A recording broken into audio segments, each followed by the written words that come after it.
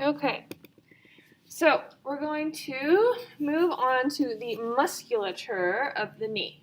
So we did the bony anatomy of the knee, we did the ligaments and the menisci and the bursas of the knee, and then all we have left is the musculature, and we'll see if we can finish talking about some of the injuries. So with our musculature, again, I'm going to divide them into kind of where they are. So the main muscle group on the anterior side of the knee is going to be the quadriceps group. So when you refer to these, we would say as a group, they are the quadriceps, but they are made up of these four muscles. So if it was pointing at a muscle asking what this is, and you answered quadriceps, you would be wrong. You need to know the exact muscles within that group. So within the quadriceps, which we know quad means four, so we're going to have four muscles. We're going to have our vastus lateralis, our vastus medialis, our vastus intermedius, bless you, and our rectus femoris. So we will talk more in detail about all of these, but this is just for you to write anterior side. And I'll give you a second to write.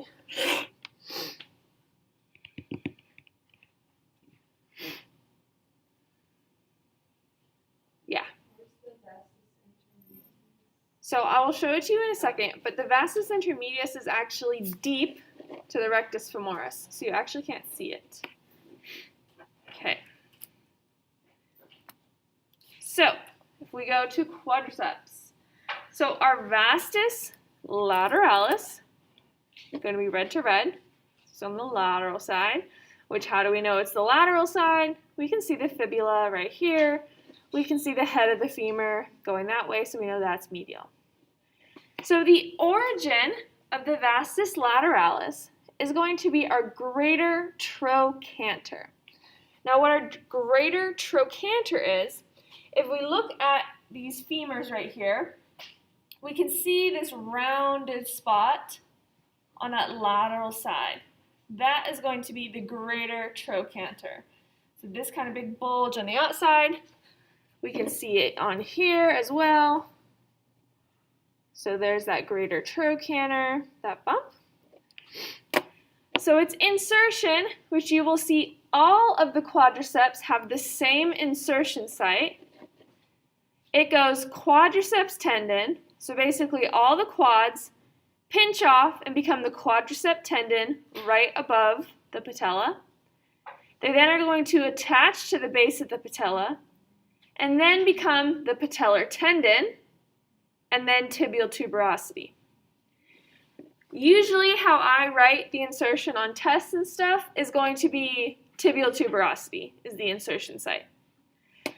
So you need to know that it does that it forms a quadricep tendon, attaches to the patella, becomes the patellar tendon, then attaches to that tibial tuberosity, which if we remember was that bump right below our knee. And all of the quadriceps have the same action in that they all extend the knee, so they straighten it. This one has an easy name, vastus lateralis. You know it's going to be the lateral side. So that is this muscle right here. If we look at our model, that will be this muscle right here. So if you were to contract your quad and kind of tighten your quads up, this muscle that pokes out is that vastus lateralis.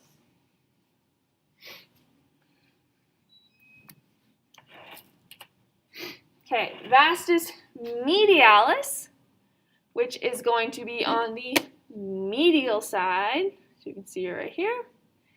It's going to originate on the intertrochanteric line, which again, these are all things you haven't kind of been taught fully because we're going to do hip next.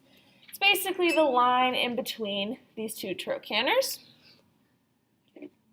Insertion site is going to be the exact same. So quadriceps tendon, patella, patellar tendon, tibial tuberosity. Its action is going to be the same. Knee extension. This time it's on the medial side. So if we look here, we have our vastus medialis. So again, if you were to contract your quads, the bump on the inside is going to be the vastus medialis.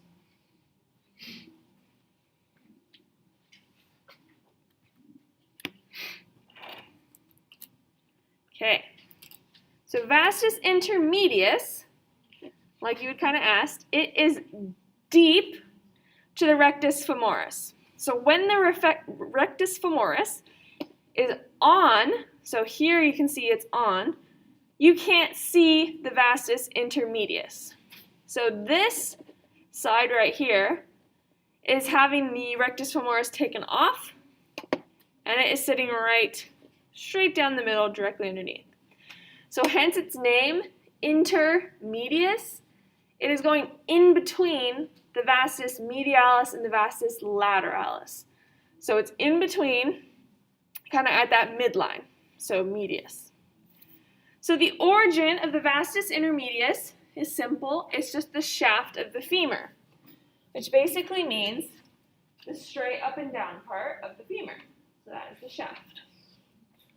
Its insertion site will be the same, to tibial tuberosity, and its action will be the same, knee extension. So if we look on our muscle man, we would actually remove the rectus femoris, and you would see the vastus intermedius sitting directly beneath it.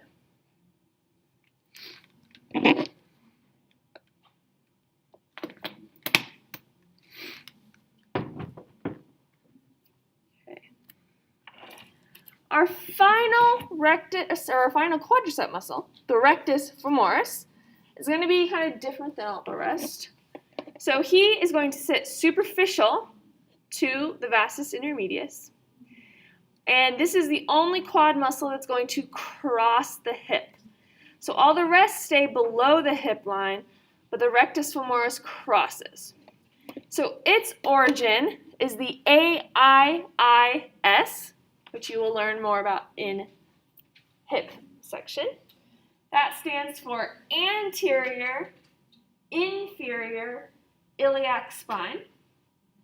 So if you feel on the front of your hips, you kind of have your little bony parts that stick out. That is our ASIS, which we will talk about more. And our AIIS is the bump just inferior to it. So if we look kind of at the side, we can see we have a superior bump and an inferior bump. So it's attaching to that inferior bump. Its insertion site will still be the same. It's going to the tibial tuberosity. But its action is going to be a bit different. So it is going to extend the knee because it crosses the knee. But because it crosses the hip, it's going to act on the hip.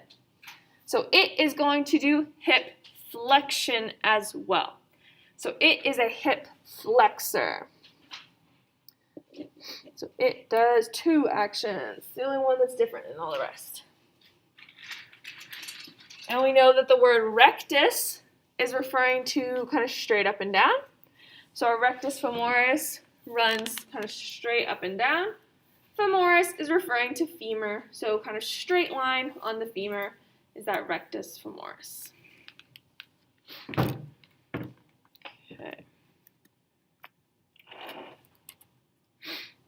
Okay, so posterior musculature, the main thing are going to be the hamstrings.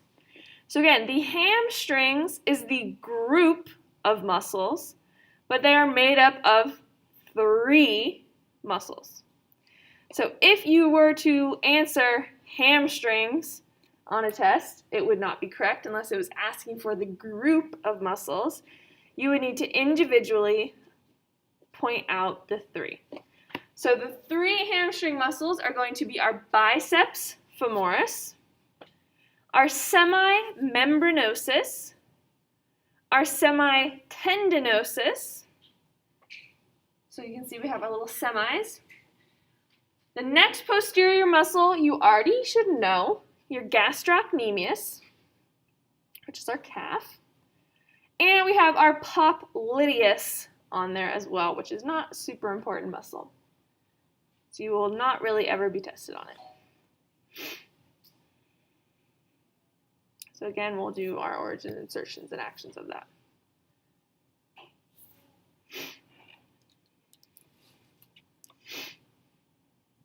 Okay.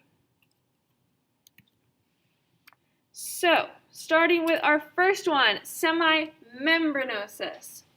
So I call them the semi-twins. The semimembranosus and semitendinosus are both going to be medial insertions. So they are inserting on the medial side. The biceps femoris is going to be lateral. So if you've ever felt the back of your knee and you feel those like gross cord, like hard, kind of skinny rope-like things, those are your hamstring tendons. So our semimembranosus, and actually all of our hamstrings, share the same origin site. So this should help you with studying because you know they all have the same origin, so you just need to memorize the insertions. So its origin, which again you will learn more about in our next section, is the ischial tuberosity. So our ischial tuberosity is posterior, and it is this big bump right here. So the bone that you feel when you're sitting in the chair right now, the bone that's contacting the chair, is this bone right here. This landmark of your ischial tuberosity. It's also called your sits bone because you sit on it. So it's going to originate on the ischial tuberosity. It's going to insert onto that medial condyle of the tibia, which we know is this bump right here. So medial condyle of the tibia. All the hamstrings have the same action as well. They all flex the knee, and since they all cross the hip, they act on the hip. They all do hip extension. So they bend the knee and bring the hip back. So your semimembranosus is going to sit deep under the semitendinosus. So if you look right here, you can see you have one muscle sitting on top of another.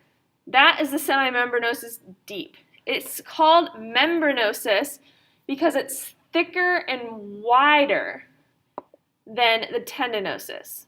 So the tendinosus is skinnier, more tendon-like, versus the membranosus is much wider, more membranous. So a lot like wider than it is skinny. So semitendinosus is sitting on top of the membranosus. So if knowing that it looks like a tendon, it's skinnier doesn't help, I link T to T, so semitendinosus is on top. So it sits on top of that membranosus. The origin is going to be the same, ischial tuberosity, so the bump. Its insertion is what is called the pes anserine or the pes anserinus. So the exact location of the pes anserine is the superior medial tibia. So it's not actually like a distinct bump that you will feel, but it's a shared origin site of quite a few muscles. So honestly, the superior medial tibia, it's just right here. So it's just kind of a region. There's nothing to see. It just inserts in that one spot. But it's called your pes anserine. Its action will be the same. Knee flexion, hip extension. So last of the hamstring muscles is our biceps femoris. That is going to be the only one that goes laterally. So we can see it right here. It is lateral. Origin is the same, ischial tuberosity. Insertion will be fibular head. So this should be pretty easy if you were looking at 3 of these insertion sites and you had to guess which one was the biceps femoris. Because you know the biceps femoris is going to be lateral. So these 2 insertion sites literally have medial in their name. So you know it's not going to be them. The fibula is the only thing that's lateral, so you'll know it's that. fibular head. And its action is going to be the same. So if we look on our muscle man, we know which side is going to be lateral because we can see pinky toe, fibula, this will be lateral. So you can see our biceps femoris right here. You can see how it's crossing down to that fibular head. And then we have our semitendinosus sitting on top of that semimembranosus. So you can see it kind of peeking out from under and under on this side. And you can feel those tendons in the back of your own knee. Okay, gastrocnemius, you already know, so you shouldn't have to write this down because you already should have this memorized. But remember, we know it acts on the knee because it crosses the knee. So it flexes the knee and plantar flexes the foot. And we got that medial and lateral head. You should already know that. So our popliteus, remember popliteal refers to the back of the knee. It's going to be a small muscle that it doesn't really do anything major, except for it does that screw home mechanism that we talked about earlier. So the origin of the popliteus is that lateral femoral condyle, which we know is that bump on the back of the femur. It also is going to attach to that lateral meniscus, which sits between that condyle and that tibial plateau. It's going to insert just onto posterior tibia. So you can see it running down the back of the tibia. So its action, it is a very weak knee flexor. So it assists with knee flexion, but it really doesn't do that much because the hamstrings are so big and they take over. But what it does do is in open kinetic chain and closed kinetic chain. That's what OKC is, open kinetic chain. CKC is closed kinetic chain. So what that means is when you are in open kinetic chain position, your foot is not in contact with anything. So it would be if I was sitting on a table and I had my leg up like this. That would be open kinetic chain. My foot is not in contact with anything. I'm not bearing any weight. So in open kinetic chain position, non-weight bearing, it will internally rotate the tibia to kind of lock it. When you're in closed kinetic chain, meaning my foot is attached to something, I'm planted on the ground, I'm weight bearing, it will kind of externally rotate to unlock the femur. So that's what happens in that screw home mechanism. Remember, as we flex and extend, it unlocks and relocks to provide good joint congruency. Okay. There we go. Open kinetic chain, closed kinetic chain. Okay. Next, we have our medial muscles. We are going to only have two. So we have our gracilis and our sartorius. Now, our sartorius is actually sort of anterior. It starts anterior and ends medially, versus our gracilis is straight medial. So we know that's the inside. Okay. So gracilis, the origin is going to be basically the body and ramus of the pubis. So you can think of the pubic bone. So your pubic bone, which again you'll learn about next time, is this region right here. So we know this is our pubic symphysis. You've probably heard of your pubic bone before. And then just right up to the side, that's going to be our ramus of our pubis. So the gracilis is coming from way up high. So you can see it right here. Gracilis starts all the way up here, right near that pubic symphysis. It's going to come down and insert on the pes and serine. So there are three muscles that insert on the pes and serine. They are our semitendinosus, our gracilis, and our sartorius. The way you're supposed to remember it is the acronym Sargent PES. So Sargent SGT, sartorius, gracilis, semitendinosus, PES. It is going to adduct, so most medial knee muscles. I'll adduct, they bring the leg back in. So it is going to adduct and internally rotate the hip, because it crosses the hip. So it's going to bring that leg back in, and it's going to kind of rotate, bringing that toe pointed in. But it also is going to flex the knee. So it does a few things. So it's kind of your like most inner thigh muscle. And again, we can see, if we look at the pes anserine, it's again just that region of the superior medial tibia. We can see sartorius, we can see our gracilis tendon, and then our semitendinosus tendon. Okay, next is our sartorius. This is my favorite muscle. Oh, let me show you gracilis on here. So gracilis, if we look on the medial thigh, we can see this nice muscle running straight up and down. That is going to be that gracilis, running straight up and down. So our sartorius is going to originate on the ASIS, which I told you about a second ago, the anterior superior iliac spine, which you will learn again next class. So that is that hip bump, the very top one, that if you feel your hips, the front of your hip right now, that bump you will feel is that ASIS, so right here. You can see it starting up right here. The sartorius makes kind of an S shape. Depending on which picture you'll see, it will show how exaggerated it is. So it kind of comes this way and then turns around to go onto the medial side. So it is that third muscle that's going to insert on the pes anserine or pes anserinus. I say pes anserine, but you can say either. That superior medial tibia. So we can see it's that top one right there. The sartorius has a lot of actions.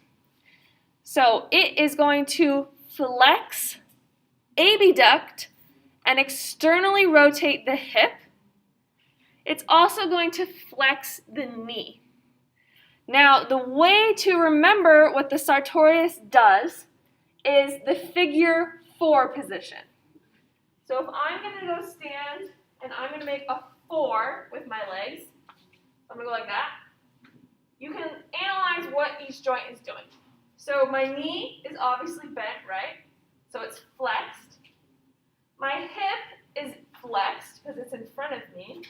It's abducted because it's coming away from me. And it's externally rotated because I'm going like that. So flexion, flexion, abduction, external rotation. So the figure 4 position. Or if you want, you can also memorize it by the abbreviation FABER. F-A-B-E-R. Flexion, abduction, external rotation. But I think the figure 4 is some of the easiest to remember. So the sartorius on the muscle man, starting up here, coming down, crossing medially, following it down, inserting with these 3 onto that pes anserine. So this is like the most superficial of all of the thigh muscles. It's on top. Okay. Last muscle is not even a muscle, but laterally we're going to have our iliotibial band, or our IT band.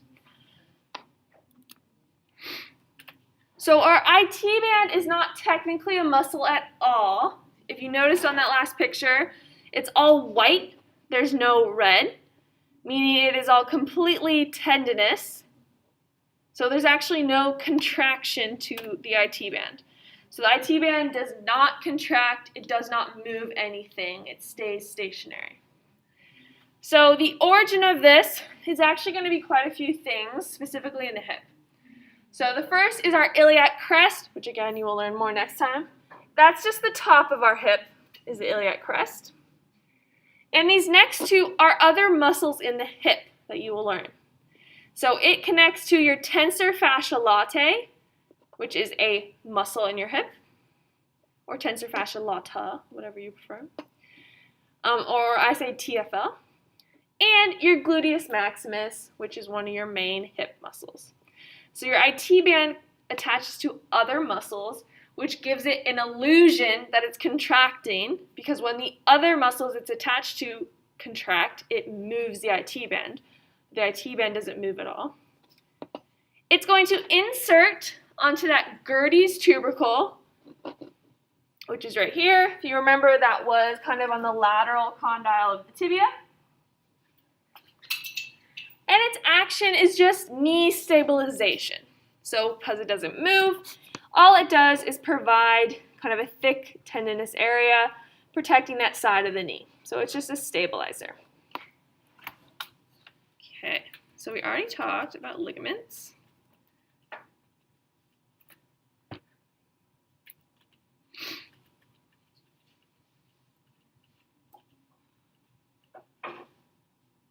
Okay, I think we didn't get to meniscal tears.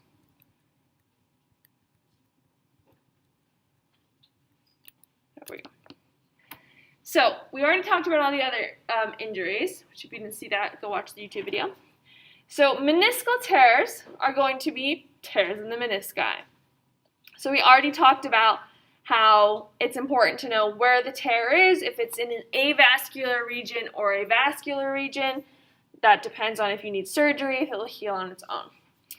But there's quite a different variety of meniscal tears. You can see these ones are a little bit more frayed, so they would just go in and kind of chomp those out, cut that, thin it down, versus like these would need to be surgically repaired because you couldn't cut all of that out. This is actually called a bucket handle tear because it's made a bucket handle.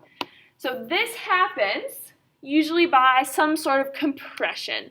So a lot of compression and rotation combined. So planting, twisting actions is going to tear your meniscus pretty easily. Also valgus forces, so getting hit from the outside, knee caving in, because that MCL is directly attached to the medial meniscus. So if you often tear your MCL will actually tear your medial meniscus along with it. Almost all the time, tears in the meniscus have to occur in weight bearing. You're typically not going to get a tear in your meniscus if the leg is non-weight bearing, because it needs to be kind of pinched between the bone. Because that's what's going to happen when you force your weight down. These are going to pinch together and then kind of grinding that meniscus in between.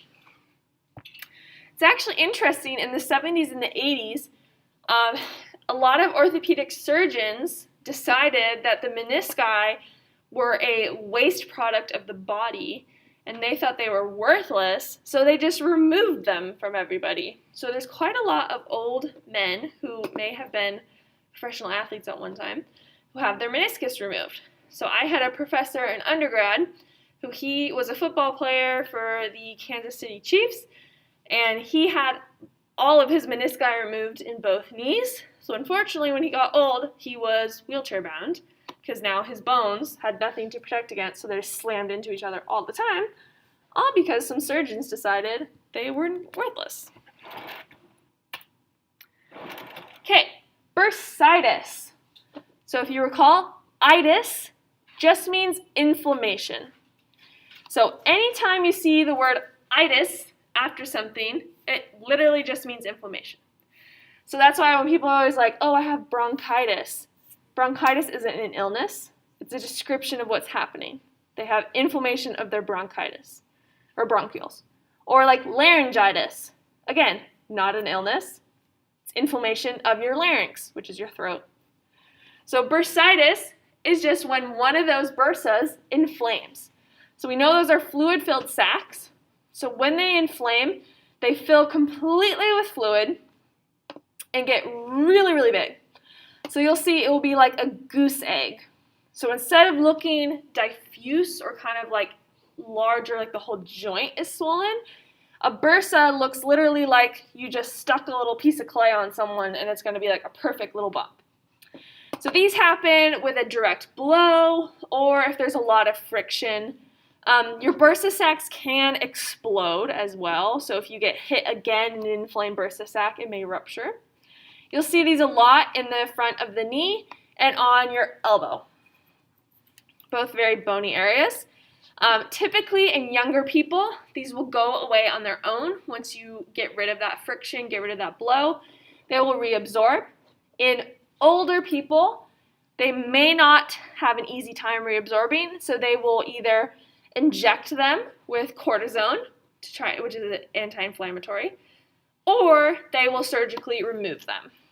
But typically in younger people, they resolve on their own, or if you have a lot of bursitis in your shoulder or something, they're only going to go away once you stop whatever activity you're doing. So tendinitis, itis, inflammation. So inflammation of the tendon. So again, it's not really an injury, it's a description of what's happening. So basically the tendon will get irritated or inflamed. This is very much an overuse injury. And the most common in the knee is going to be that patellar tendon. So that patellar tendon is the linking of the quadriceps to your bone, to the tibial tuberosity. So a lot of people will have patellar tendinitis. They will wear those little straps around that kind of push on your patellar tendon. This is going to happen a lot if you have quad tightness. So the more tight your quads are, the more they're going to pull and yank. So then they get really tight, so they pull really hard, then this tendon gets inflamed. Or overuse, using these too much, again, they yank and pull. Happens a lot in jumping and running because of eccentric forces. So if you remember, that was contraction while lengthening. So the running or landing from a jump, when we land, we're having an eccentric contraction of our quads because we're still contracting, but they're lengthening, and that creates more force pulling on that patella. So that's why you'll hear patellar tendinitis called jumper's knee or runner's knee because they kind of happen because of eccentrics. Okay, that is it. So next time we will do hip. I think we may have a quiz. I'll need to look that up. It will be posted.